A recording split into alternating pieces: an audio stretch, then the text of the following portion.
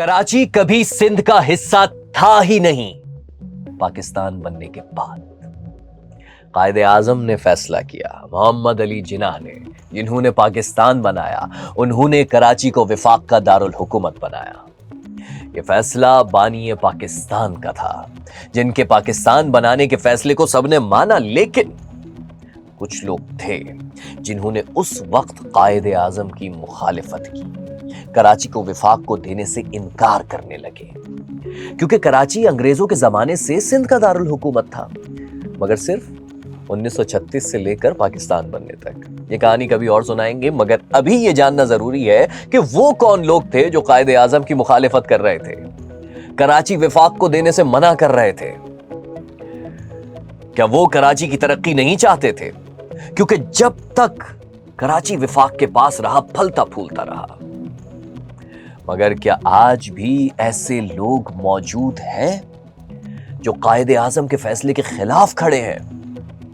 आपको याद दिला दूं, कराची को विफाकी दारुल हुकूमत से खत्म करने का फैसला एक फील्ड मार्शल यानी अय्यूब खान का था।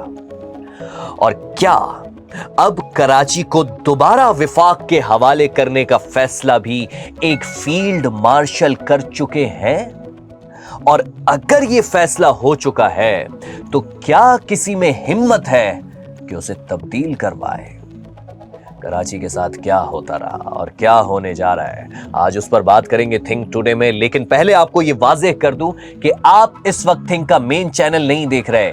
यह है थिंक टुडे, जो कि पाकिस्तान का fastest growing digital media group का एक नया चैनल है। इसे भी जरूर सब्सक्राइब कर लें। यह फर्क आपको बताना इसलिए जरूरी था क्योंकि थिंक पर हम डॉक्यूमेंट्री, डिटेल्ड डॉक्यूमेंट्री पब्लिश करते हैं और थिंक टुडे पर हम रोज एक व्लॉग करते हैं, जिस पर आपके अल्हम्दुलिल्लाह सब्सक्राइबर्स की तादाद बढ़ती जा रही है और आप लोग इसे भी देख रहे हैं, सराह रहे हैं। आगे बढ़ते हैं।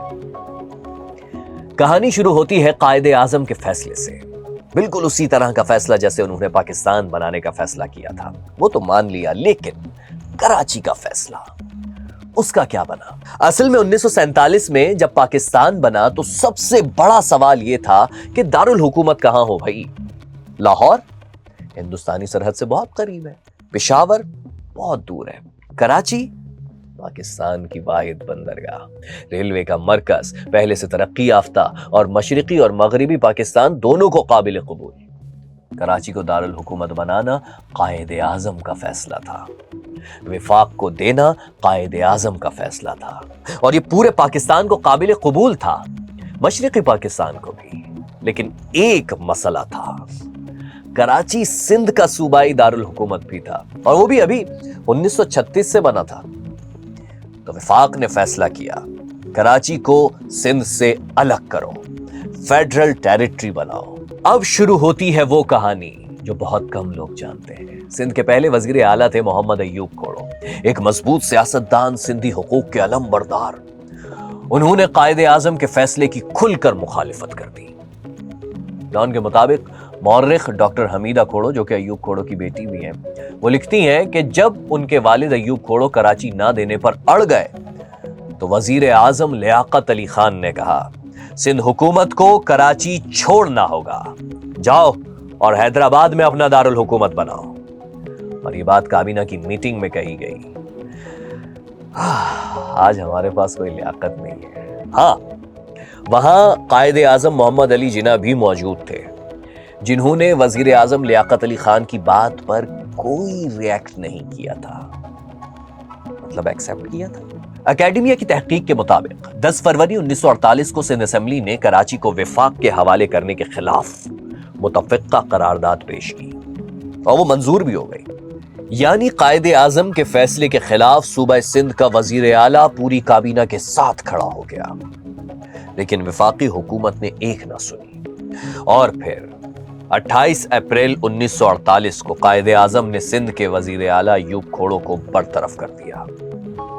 साउथ एशिया जर्नल के मुताबिक बरतरफी की वजह बदउनवानी यानी करप्शन भी थी। एक किताब में लिखा है कि कायदे आजम ने गवर्नर को गवर्नमेंट ऑफ इंडिया एक्ट 1935 की दिफा 51(5) के तहत खुसूसी हंगामी इख्तियारात दिए थे कि इसे इस्तेमाल करते हुए खोड़ो को बरतरफ कर दिया जाए। ایک طرف ان کی کرپشن پکڑی گئی تھی تو دوسری طرف کھوڑوں کی مزاحمت بھی جاری تھی کہ وہ کراچی وفاق کو نہیں دیں گے۔ پتہ نہیں آپ لوگوں کو کچھ ملتا جلتا لگ رہا ہے یا نہیں۔ خیر، وہ بھی قائد اعظم کے فیصلے کے خلاف کھڑے ہو گئے تھے، اور پھر کراچی 1948 میں باقاعدہ سندھ سے الگ ہو کر فیڈرل کیپٹل ٹیریٹری بن گیا۔ یعنی پاکستان بنانے کا فیصلہ کرنے والے کا ہی یہ فیصلہ تھا کہ کراچی وفاق کا حصہ ہوگا۔ اور پھر 1948 سے 1969 تک تقریباً 20 سال کراچی وفاق کے پاس رہا، اور یہ 20 سال کراچی کے سنہرے سال تھے۔ 1960 کی دہائی میں کراچی کو دنیا بھر میں معاشی ترقی کے لیے ایک مثال کے طور پر پیش کیا جاتا تھا، اور کہتے ہیں کہ ساؤتھ کوریا نے کراچی سے سیکھ کر ہی ترقی کی منازل طے کی تھی۔ اس پر آپ مزید جاننا چاہتے ہیں تو تھنک مین چینل پر میری یہ ڈاکیومنٹری موجود ہے، رائز آف پاکستان، آپ کی دیکھ سکتے ہیں۔ ان 20 سالوں میں کیا ہوا یہ جاننا ضروری ہے۔ اسٹیٹ بینک آف پاکستان کا ہیڈ کوارٹر کراچی، تمام بڑے تجارتی بینکوں کا ہیڈ کوارٹر کراچی، پاکستان کا پہلا اور سب سے بڑا اسٹاک ایکسچینج کراچی، ملک کی واحد بندرگاہ کراچی، صنعتی ترقی انڈسٹری کا مرکز کراچی۔ یعنی جب وفاق کراچی کا مالک تھا، وفاق نے کراچی کو سنبھالا تھا، وفاق نے کراچی میں پیسہ لگایا تھا، اور کراچی ایشیا کا ماڈل شہر بن گیا تھا اس وقت۔ مگر پھر جیسے کہ پہلے ایک ایوب قائد اعظم کے فیصلے کے خلاف جا کر کراچی کو وفاق کے حوالے کرنے کو تیار نہ تھا، اب انٹری ہوتی ہے ایک اور ایوب کی۔ یہ بھی کراچی کو وفاق کے پاس رکھنے کے خلاف تھے، اور یہ چاہتے تھے کہ دارالحکومت کراچی کے بجائے پنڈی بنے۔ جی ہاں، یہ تھے field marshal Ayub Khan. Express tribune نے دعویٰ کیا ہے کہ ایوب خان نے جنرل ہیڈ کوارٹر کے قریب رہنے کے لیے دارالحکومت کراچی سے پنڈی منتقل کیا تھا، اور قائد اعظم کے فیصلے کو پلٹ کر رکھ دیا تھا۔ 1969 میں اسلام آباد مکمل طور پر وفاقی دارالحکومت بن گیا تھا، اور پھر 1970 میں جنرل یحییٰ خان نے کراچی کو واپس سندھ کے حوالے کر دیا۔ اس کے درمیان میں 1 یونٹ ہوا، اور پھر اس کے بعد واپس پورا ملک جو وہ ایک الگ قصہ ہے، اس کو ہم مختصر رکھتے ہیں، کراچی پر چلتے ہیں۔ مورخ یہ لکھتے ہیں کہ کراچی سے وفاقی وسائل 1958 کے بعد سے ہی منتقل ہونا شروع ہو گئے تھے، اور یوں اصل میں قیام پاکستان کے بعد کراچی سندھ کا حصہ 1970 میں بنا۔ میری پہلی لائن یاد ہے آپ کو؟ نہیں یاد تو ویڈیو دوبارہ شروع سے پہلی لائن سن کر دوبارہ اسی جگہ پر آ جائیں، ڈیوریشن نوٹ کر کے۔ یعنی اس سے پہلے کراچی سندھ کا حصہ تب تھا جب پاکستان کا وجود نہیں تھا، پاکستان بنتے ہی کراچی بھی وفاق کا حصہ بن گیا تھا۔ کچھ بات سمجھ آ رہی ہے؟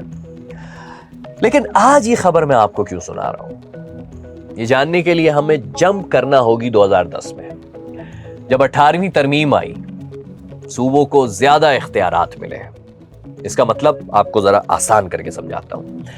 پہلے وفاق ڈائریکٹ بجٹ جاری کرتا تھا، مگر جب یعنی کہ پہلے وفاق ڈائریکٹ بجٹ جاری کرتا تھا کراچی کو، مگر 18ویں ترمیم کے تحت صوبوں نے کہا کہ بھائی ہمیں بڑا بنا دو، وفاق کا پیسہ پہلے ہمیں دو، ہم آگے شہروں کو دے دیا کریں گے۔ مگر ہوا کیا کراچی کا پیسہ ملا، اس کو اپنا حق ملا؟ ڈان کی تحقیق کے مطابق، ویسے آپ یہ اس کی ڈیٹیل کراچی کو کتنا حق ملا نہیں ملا، فال آف کراچی کے نام سے میں نے یہ ڈاکیومنٹری بنائی ہے۔ ڈان کی تحقیق کے مطابق 2010 سے 2025 تک سندھ کے ترقیاتی فنڈز میں سے کراچی کو جتنا ملنا چاہیے تھا اس میں سے 944 ارب روپے کم ملے، اور وفاقی منصوبوں سے بھی 416 ارب روپے کم ملے۔ اور اس تمام جب یہ تو ایک میں مختصر بتا رہا ہوں آپ کو، جب تمام آپ کیلکولیٹ کریں گے نمبرز کو، اور جو میں نے آپ کو ڈاکیومنٹری کا بھی حوالہ دیا، کراچی کو تقریباً 1.5 کھرب روپے نہیں ملے 18ویں ترمیم کے آنے کے بعد سے اب تک۔ سوچئے یہ پیسہ کراچی کو ملتا، کراچی پر لگتا، تو آج کراچی کیا ہوتا؟ بھول جاتے آپ دبئی تو۔ اب آ جاتے ہیں آج یہ باتیں کیوں ہو رہی ہیں، کیونکہ ہر کوئی یہ بات کر رہا ہے کہ 28ویں ترمیم آ رہی ہے۔ یہ کیا ہے؟ سب کے ذہن میں یہی سوال ہے کہ 28ویں ترمیم میں آخر ایسا کیا ہے کہ کراچی کو اس کا حق مل جائے گا۔ दावा यह किया जा रहा है कि 28वीं तरमीम में तजवीज दी गई है कि तालीम, सेहत और आबादी के महकमे को विफाक को वापस दिया जाए और लोकल बॉडीज को मजबूत किया जाए। इसका मतलब समझते हैं आप? क्या फील्ड मार्शल अय्यूब खान का फैसला अंडू करके कराची को वापस विफाक के हवाले करने की सोच मुल्क चलाने वालों के जहन में आ गई है? सोचिए, अगर लोकल बॉडीज मजबूत हो गई तो कराची को बराह रास्त विफाक से फंड्स मिल सकते हैं। अगर यह फैसला हो चुका है कि कराची को विफाक के हवाले करना है, तो क्या किसी में हिम्मत है कि इस फैसले को रोक सके? मगर सवाल यह है, अगर कराची वाकई विफाक के हवाले किया जाता है तो फायदा किसका है?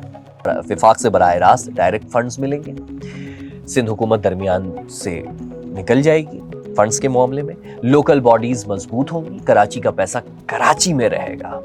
लेकिन यह एक बहुत बड़ा लेकिन है, एक बहुत बड़ा खतरा यह है कि अगर इख्तियारात सिर्फ इस्लामाबाद को मिले और कराची को नहीं मिले, यानी कि लोकल बॉडीज मजबूत नहीं हुई, तो हाल और भी बुरा हो जाएगा, क्योंकि 1500 किलोमीटर दूर बैठकर कराची का फैसला करना सिंध में बैठकर करने से ज्यादा मुश्किल है। याद रखो, अगर इख्तियारात शहर क्या सूबे से भी मीलों दूर चले गए, तो क्या आप अपनी गली की सफाई करवाने के लिए शिकायत लेकर इस्लामाबाद जाएंगे शिकायत दर्ज करवाने? जरूरी यह है कि अगर कराची विफाक के हवाले होता है तो लोकल गवर्नमेंट निजाम भी मजबूत हो, ये सिस्टम भी एम्पावर्ड हो, इख्तियारात निचली सतह तक मुंतकिल हो। लेकिन उससे भी ज्यादा जरूरी यह जानना है कि क्या वाकई किसी बंद कमरे में यह फैसला हो चुका है या नहीं। याद करें, कायदे आजम ने कराची विफाक को दिया, एक फील्ड मार्शल अय्यूब खान ने वापस लिया, और अब आज किसका दौर है आप सब जानते हैं।